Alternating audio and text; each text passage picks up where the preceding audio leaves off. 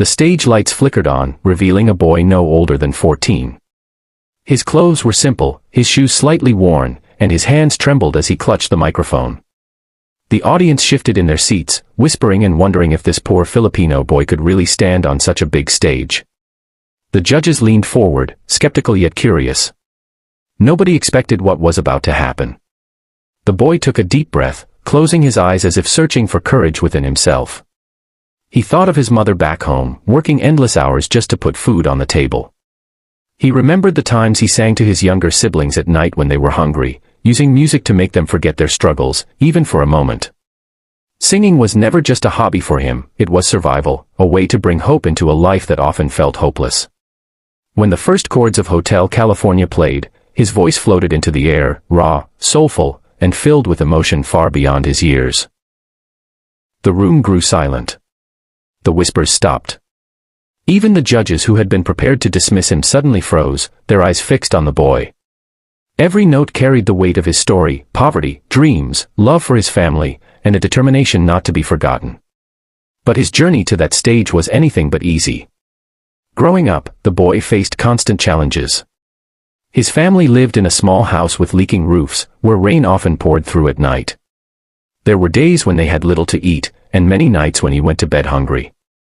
He often walked long miles barefoot just to attend school, carrying a second-hand bag that had more patches than fabric. His biggest challenge, however, was the doubt he faced. Neighbors told him singing would never change his life, that dreaming was useless for someone as poor as him. Even some relatives told him to give up and focus on labor work to help the family. But deep down, he knew his voice was a gift, and he held on to the belief that maybe, just maybe, it could open a door for him and his loved ones. So he kept practicing, singing on street corners, in small community events, and even to himself while helping his father with small jobs. Music was his escape and his weapon against despair. And now, standing on that grand stage, he finally had the chance to prove that his voice was worth hearing. As he reached the chorus of Hotel California, his voice cracked, not from weakness but from the overwhelming flood of emotion. Tears welled in the eyes of the audience. One of the judges, known for being tough and unshakable, wiped her face, unable to hold back the emotion his performance stirred. The boy wasn't just singing a song, he was pouring out his life, his struggles, his hopes, and his pain. By the time he reached the final note, the hall erupted in applause. People stood on their feet, cheering, clapping, and crying all at once.